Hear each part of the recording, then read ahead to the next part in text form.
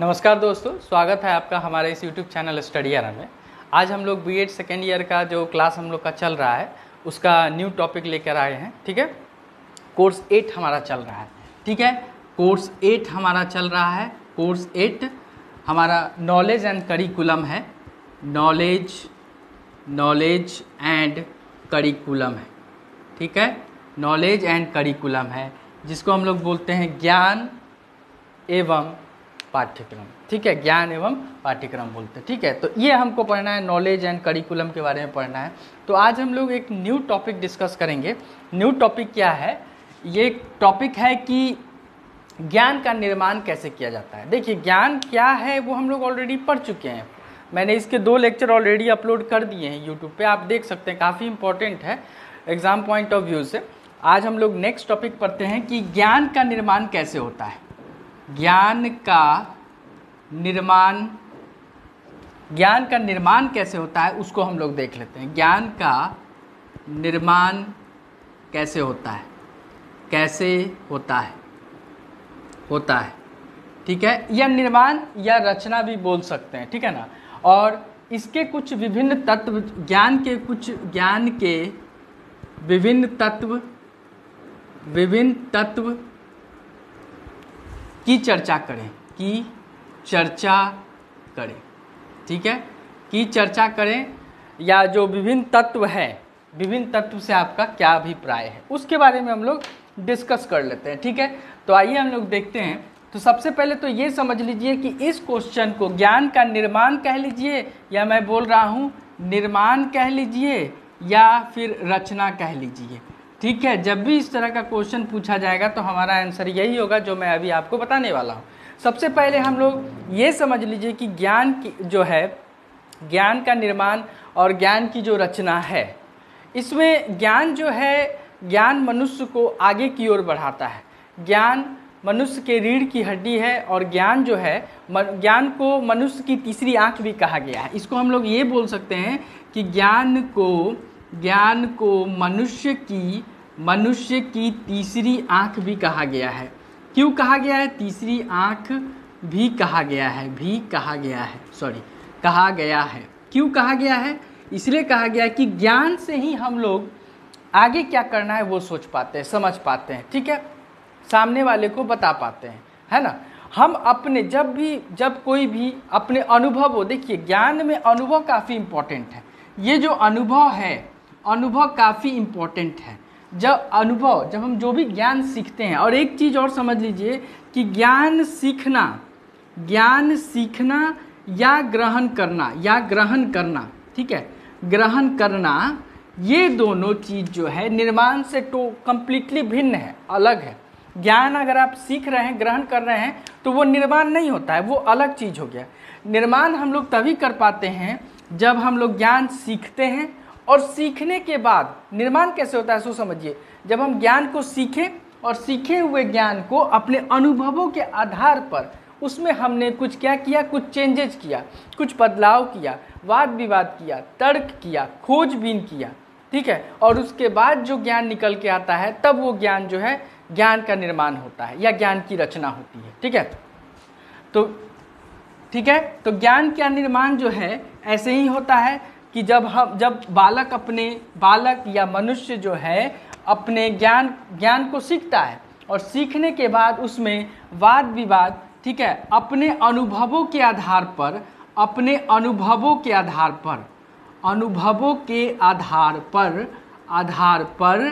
मनुष्य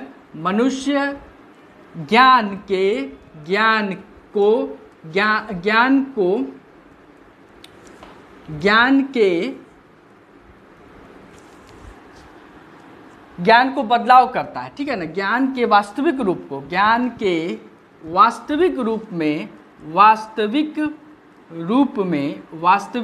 में बदलाव करता है। ठीक है, बदलाव करता है, उसमें वाद विवाद करता है, उसमें वाद विवाद, तर्क, खोजबीन, ये सारी चीज़ें वो करता है। ठीक है, तब जाके एक ज्ञान का निर्माण होता है। देख लीजिए, ज्ञान जो है हस्तांतरित भी होता है, एक हस्तांतरित भी होता है, ठीक है ना। तो ज्ञान हस्तांतरित होता है और हस्तांतरित होते हुए लोग उसको सीखते हैं और फिर उसमें अपने अनुभवों के आधार पे उसमें चेंजेस लाते हैं, तब जाकर ज्ञान का निर्माण होता है या ज्ञान की रचना होती है, ठीक है।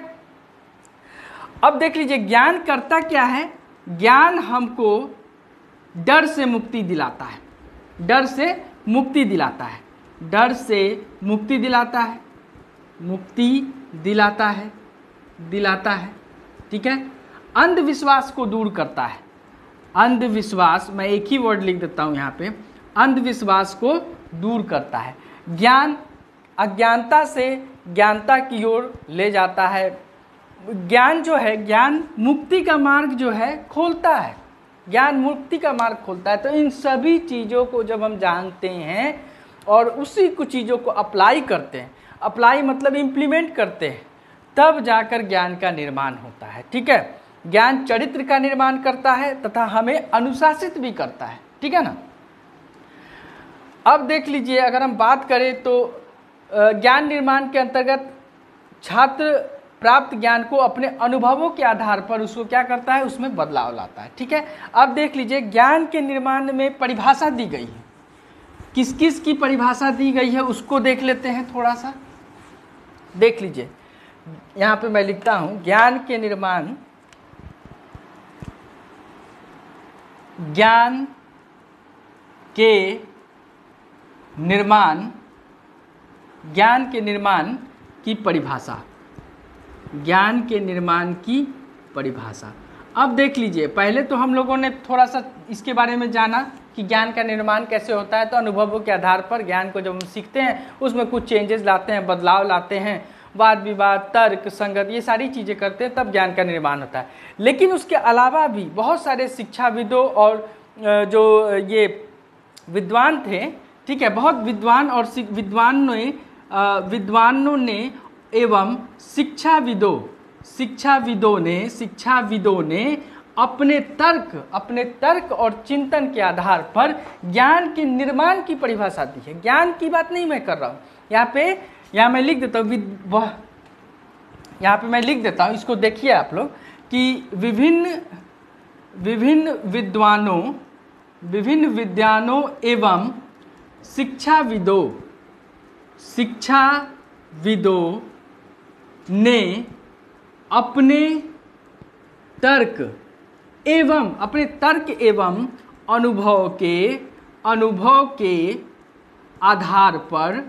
अनुभव के आधार पर देखिएगा क्या मैं लिख रहा हूँ, ज्ञान के निर्माण की परिभाषा दी है, ठीक है। यहाँ पर जो विभिन्न शिक्षाविद हैं, विभिन्न विद्वान हैं, उन्होंने ज्ञान की परिभाषा तो दी है, वो अलग चीज़ हो गया, लेकिन यहाँ पर ज्ञान के निर्माण की परिभाषा उन्होंने अपने शब्दों में दी है। उनका अपना अनुभव है, उनका अपना तर्क है, उन्होंने जैसा फील किया, अपना चिंतन किया, उसके आधार पर उन्होंने कहा कि ज्ञान के निर्माण का मतलब क्या है, अब वो बताते हैं। तो आइए हम लोग एक एक करके 2-3 परिभाषा देख लेते हैं। ज्ञान के निर्माण की परिभाषा क्या है उसको देख लेते हैं, ठीक है। तो पहला दिया है श्रीमती आर के शर्मा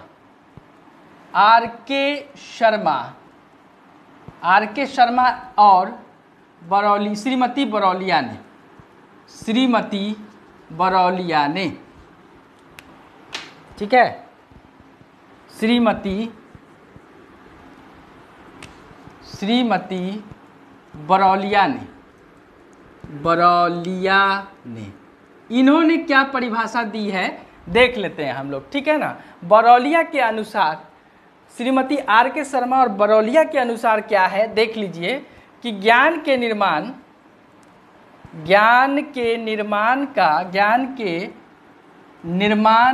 का आशय सूचनाओं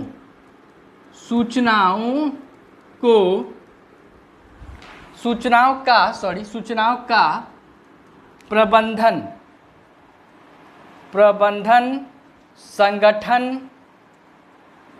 संगठन एवं एवं पुनः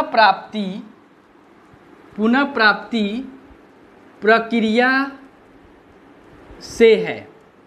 पुनः प्राप्ति प्रक्रिया से, ठीक है, पुनः प्राप्ति प्रक्रिया से है, जिसमें विज्ञान तकनीकी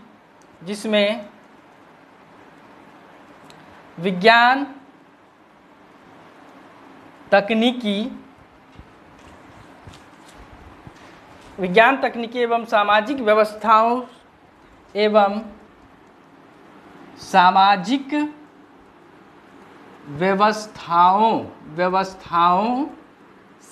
व्यवस्थाओं से संबंधित तथ्यों को सरलीकृत किया गया है। तो इसमें क्या है, इसमें ज्ञान के निर्माण की परिभाषा दी गई है, ठीक है। ज्ञान के निर्माण की परिभाषा दी गई है किसके द्वारा? ये दिया गया है श्रीमती R.K. शर्मा एवं श्रीमती बरौलिया के अनुसार। उन्होंने क्या कहा? उन्होंने कहा कि ज्ञान के निर्माण का आशय क्या है कि जो सूचना है, जो इन्फॉर्मेशन है आपके पास, उसका मैनेजमेंट, उसका संगठन करना जो है, सूचनाओं का प्रबंधन, संगठन एवं पुनः प्राप्ति से है। उसका जब हम लोग कोई भी सूचना हमारे पास है उसको एकजुट करते हैं और तब किसी को हम बताते हैं, तो तब उसको हम कहेंगे कि ज्ञान का निर्माण हुआ है। अलग अलग ढंग देखते नहीं है, कहीं कहीं पे न्यूज़ चैनल लोग क्या करते हैं, बहुत सारे इन्फॉर्मेशन को कलेक्ट करते हैं, तब हमको बताते हैं, हमको दिखाते हैं, तब हमको सारी चीज़ें जो है समझ में आती है। तो वैसे ही यहाँ पे श्रीमती R.K. शर्मा और श्रीमती बरौलिया ने अपने अनुभव के आधार पर, चिंतन के आधार पर कहा कि सुनो, ज्ञान का निर्माण जो है वो है कि ज्ञान का निर्माण हम कब बोलेंगे कि ज्ञान का निर्माण कब हुआ है? जब सूचनाओं का प्रबंधन, संगठन एवं पुनः प्राप्ति प्रक्रिया से है, जिसमें विज्ञान, तकनीकी एवं सामाजिक व्यवस्थाओं से संबंधित तथ्यों को सरलीकृत किया गया हो, ठीक है। जो भी चीज़ें संगठित की गई है, प्रबंधन किया गया है, उसको ईजी तरीके से किया गया हो ताकि हमको समझ में आ जाए। और ये किस लिए किया गया है, ये सारी चीज़ें उन्होंने क्यों कहा? ताकि मनुष्य का क्या हो सके, मनुष्य का या बालक का सर्वांगीण विकास हो सके, ठीक है, सर्वांगीण विकास हो सके। अब आइए दूसरा परिभाषा देख लेते हैं। दूसरा जो शिक्षाविद हैं उन्होंने क्या कहा, उन्होंने कैसे इस चीज़ को डिफाइन किया, उसको देख लेते हैं। तो दूसरा जो दिया गया है एगांग एवं कौचक के अनुसार है।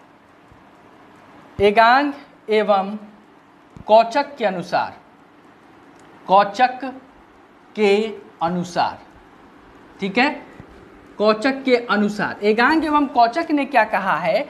इन्होंने कहा है कि ज्ञान का निर्माण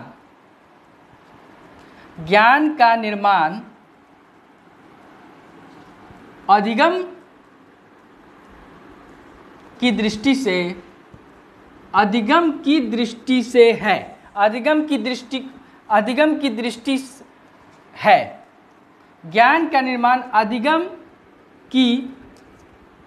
उन्होंने कहा कि ज्ञान का निर्माण जो है अधिगम एक दृष्टिकोण से है, एक दृष्टिकोण है जो अधिगम कर्ता को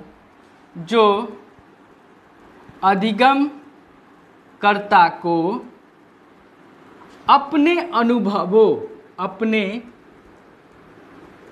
अनुभवों, ठीक है, अपने अनुभवों का प्रयोग कर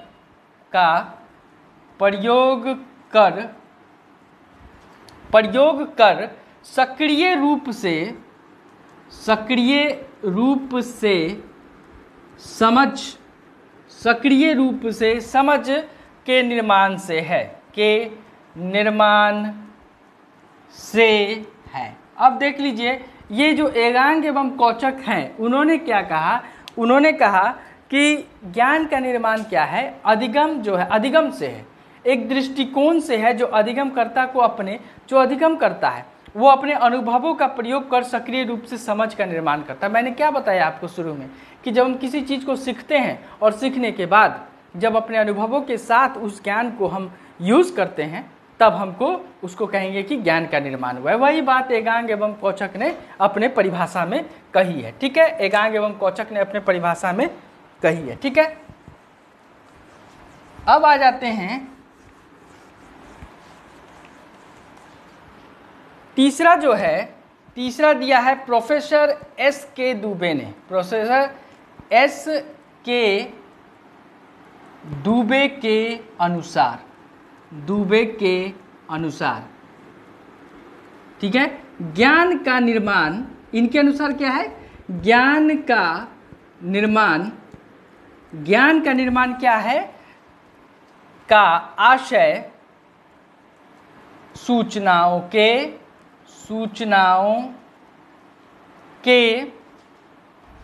संगठनात्मक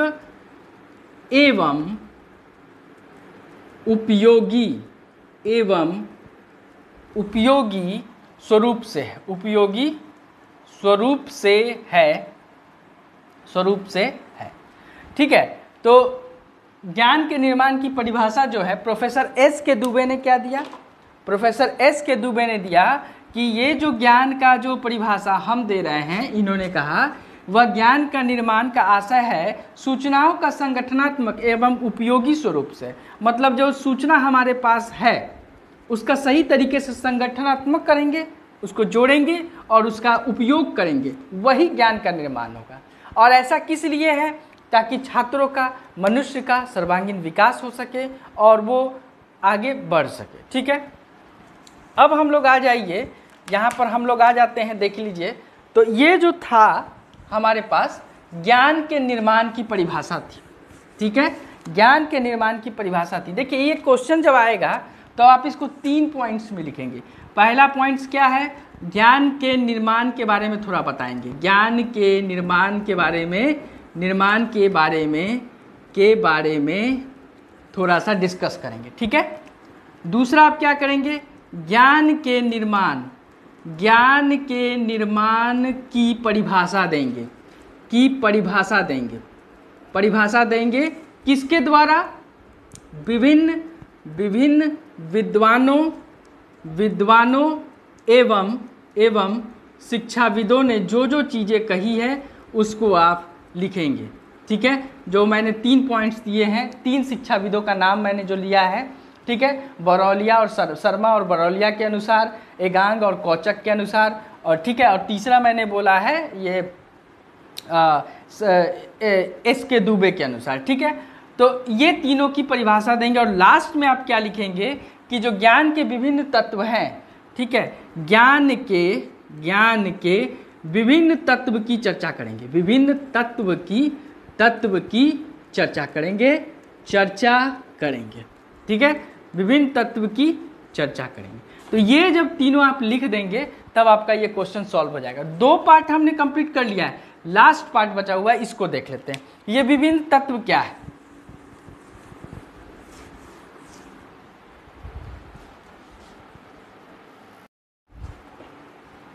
ठीक है, तब हम लोग ओके, तो हम लोग अभी ज्ञान के विभिन्न तत्व की बात कर लेते हैं। ज्ञान के विभिन्न तत्व की बात कर लेते हैं। विभिन्न तत्व, ये विभिन्न तत्व क्या है, ज्ञान के जो विभिन्न तत्व हैं, ठीक है। और सबसे बड़ी बात है कि ज्ञान के निर्माण के जो विभिन्न तत्व हैं उसके बारे में, ज्ञान के निर्माण में, सॉरी, ज्ञान के विभिन्न तत्व नहीं, ज्ञान के निर्माण में विभिन्न तत्व। अब देख लीजिए, ज्ञान का निर्माण जो है, ऐसा थोड़ी ना है कि कॉपी कलम उठाएं और अपना शकल लेके चले गए, ज्ञान का निर्माण हो गया, ऐसा नहीं है। ज्ञान का निर्माण में अलग अलग तत्व होते हैं, एलिमेंट्स होते हैं।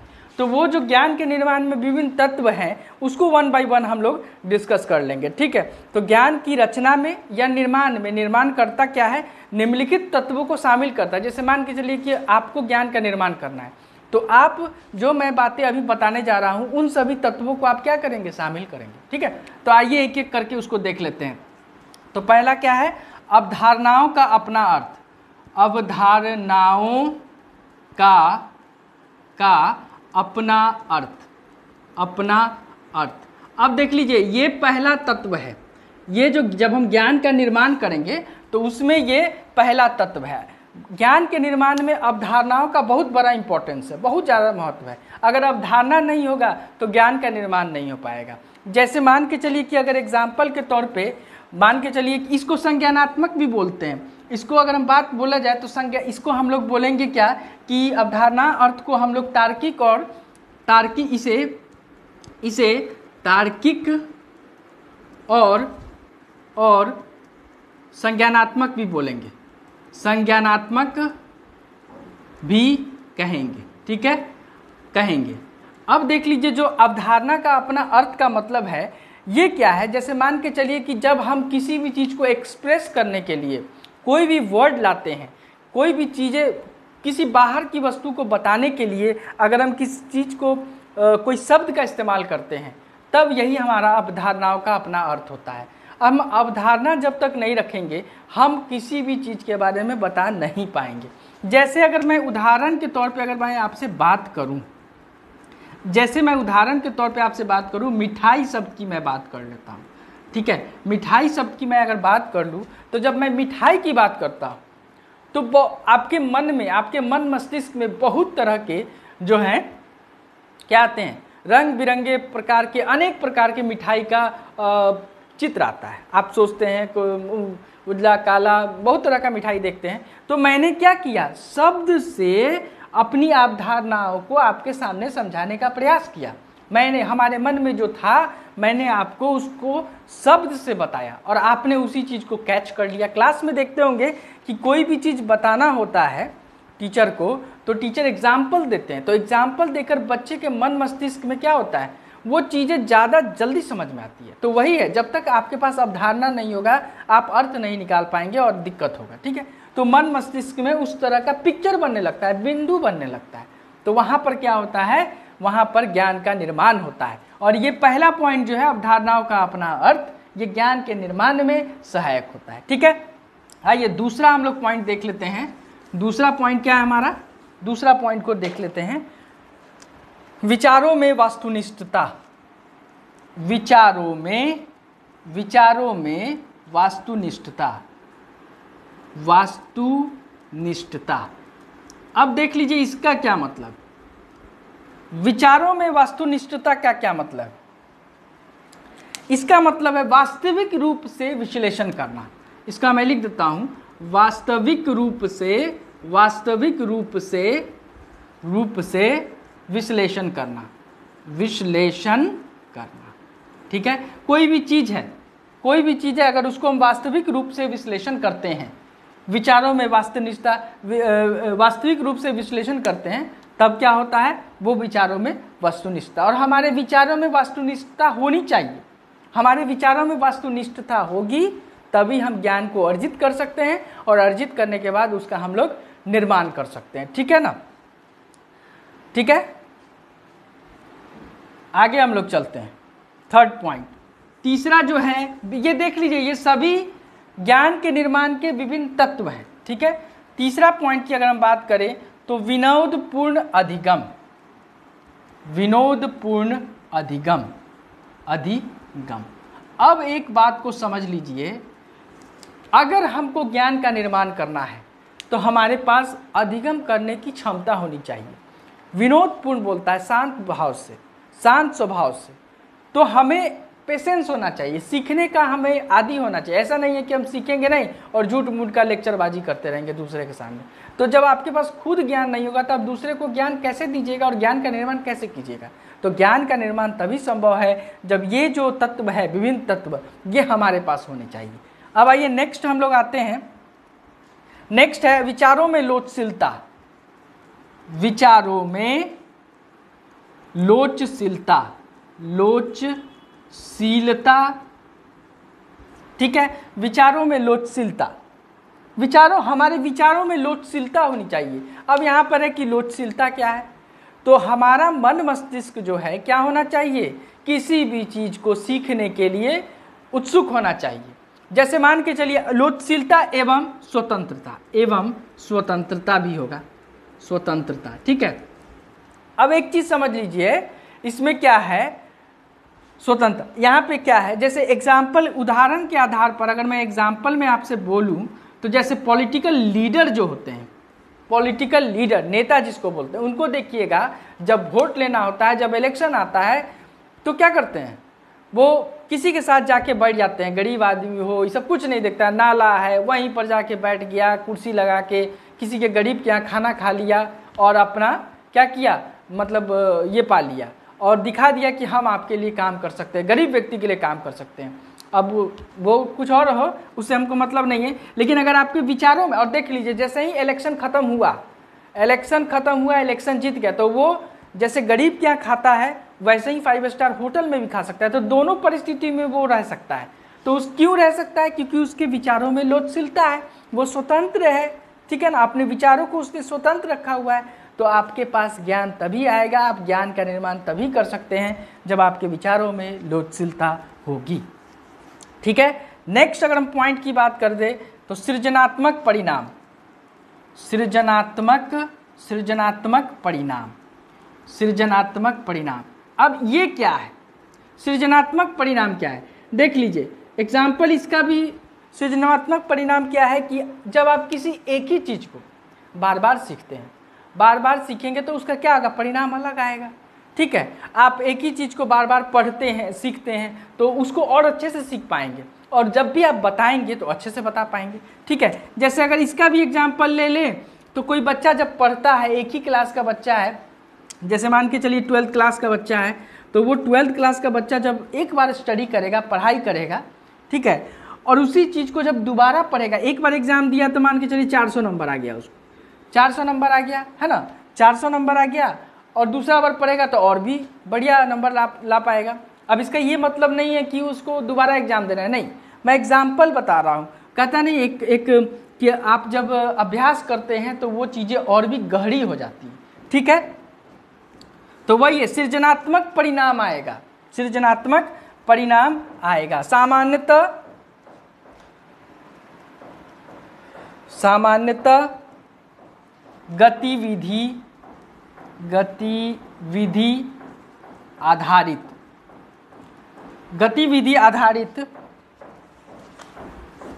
शिक्षण, गतिविधि आधारित शिक्षण। अब क्या है कि ये जो चीज़ है सामान्यतः क्या है, गतिविधि आधारित शिक्षण होना चाहिए। क्लासरूम में क्या होना चाहिए, टीचर को हमेशा गतिविधि आधारित शिक्षण करना चाहिए, बच्चे को बताना चाहिए। जैसे कोई बोर्ड है तो बोर्ड के बारे में बताना चाहिए, उसको दिखाना चाहिए और तब पढ़ाना चाहिए, तो बच्चे आसानी से सीखेंगे, समझेंगे। तो वही हो गया, गतिविधि करके तब शिक्षा देना चाहिए, प्रैक्टिकल करके तब शिक्षा देने से क्या होगा, बच्चे आसानी से सीखेंगे और इस चीज़ को ग्रहण करेंगे, ठीक है, ठीक है। नेक्स्ट जो 7वां पॉइंट है उसको हम लोग देख लेते हैं, वो क्या है,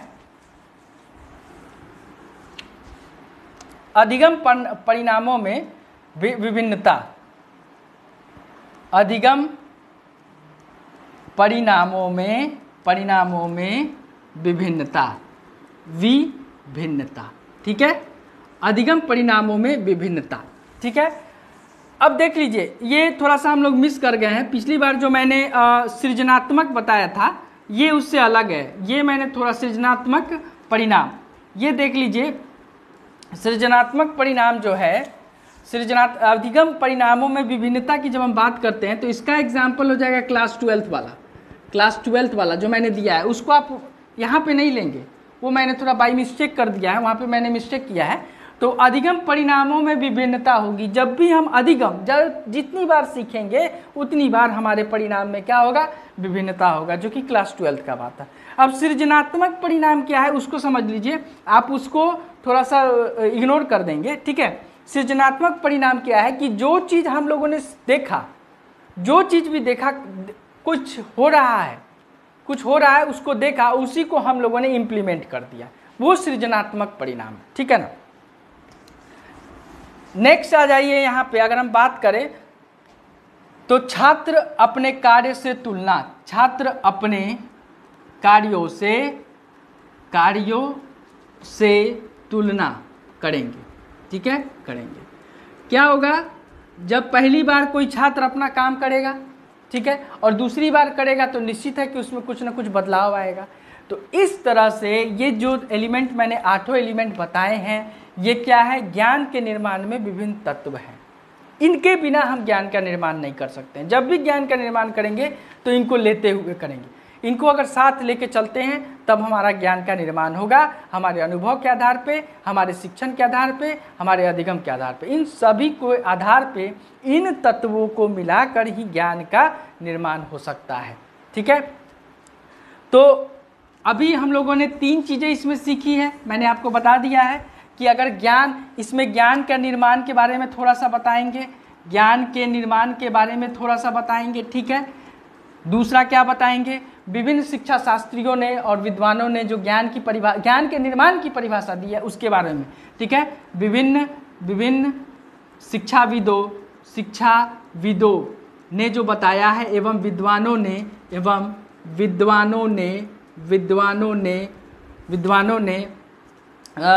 ज्ञान के निर्माण की परिभाषा दी है। ज्ञान के निर्माण की परिभाषा दी है, उसको भी इंक्लूड करेंगे। और तीसरा पॉइंट क्या हम इंक्लूड करेंगे, तीसरा ज्ञान के निर्माण के विभिन्न तत्व, ये चीज़ें हम लोग जब ऐड अप करेंगे तब हमारा ये जो क्वेश्चन है कंप्लीट हो जाएगा। 16 मार्क्स का ये क्वेश्चन रहेगा। ठीक है, 16 नंबर का ये क्वेश्चन रहेगा और 16 नंबर में आपको इतना लिखना पड़ेगा तभी आप बता पाएंगे। ज्ञान के, यहाँ पे एक चीज मैंने छोड़ दिया है, ज्ञान के, इसको आप ऐड अप करेंगे क्वेश्चन में। ज्ञान के निर्माण के विभिन्न तत्व की चर्चा करें। अच्छे से मैं लिख देता हूँ, ज्ञान के निर्माण के विभिन्न तत्वों की चर्चा करें। ठीक है, ये सारी चीज़ें जो हैं हमें डिस्कस करनी, ये तीनों चीज़ें लिखना है। तो उपरोक्त चीज़ों से हमें पता चल गया कि ज्ञान का निर्माण में किन किन चीज़ों की आवश्यकता होती है, विभिन्न तत्वों की आवश्यकता होती है। ये सभी ज्ञान के निर्माण या रचना की बात है। ठीक है, तो ये जो लेक्चर हम लोग डिस्कस कर रहे थे ये यूनिट फर्स्ट का ही था, इतना आप याद रखिएगा। और ये लेक्चर 3 था। नेक्स्ट लेक्चर में फिर मैं एक नए टॉपिक के साथ आपके साथ डिस्कस करूंगा। और आप जो है वीडियो को भगा के मत देखिए, इसका नोट्स आप लिख सकते हैं और उसके अकॉर्डिंग आप एग्जाम में दे सकते हैं। काफ़ी इंपॉर्टेंट है एग्जाम पॉइंट ऑफ व्यू से। ठीक है, आज के लिए इतना ही। Thank you and have a nice day.